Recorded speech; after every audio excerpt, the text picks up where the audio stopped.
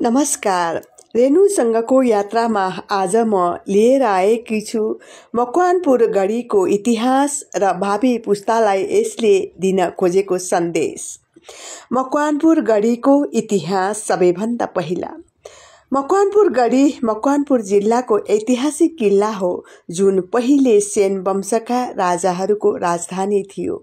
विक्रम सम्मत 1819 पृथ्वीनारायण शाहले गोर्खाली सेनासँग यो गढी विजय गरे।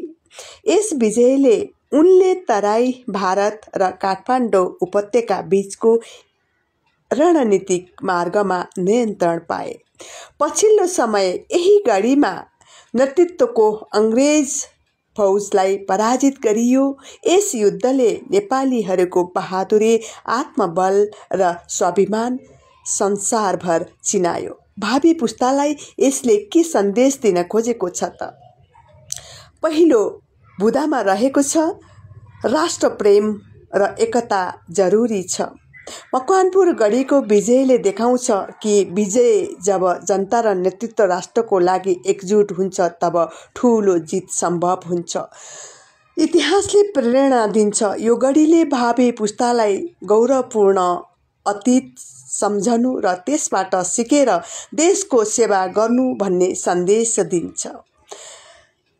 3 मा रहेको छ सांस्कृतिक र धरोहरको संरक्षण आवश्यक छ।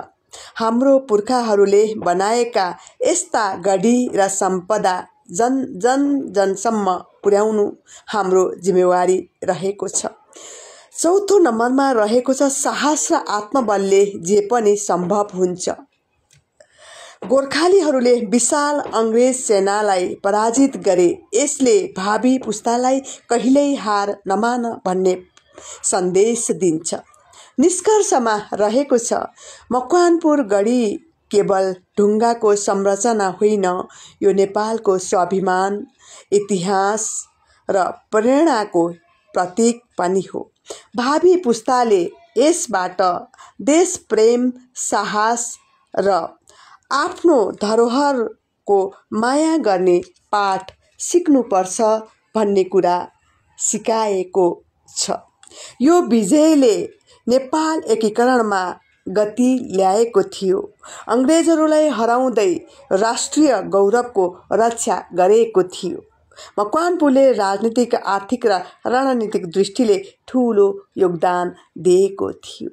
यस्ता हाम्रा वीर पुर्खाहरूलाई हामी र हाम्रा भावी पुस्ताले ससम्मान उहाँहरूलाई सम्मान गर्नुपर्छ। जय देव।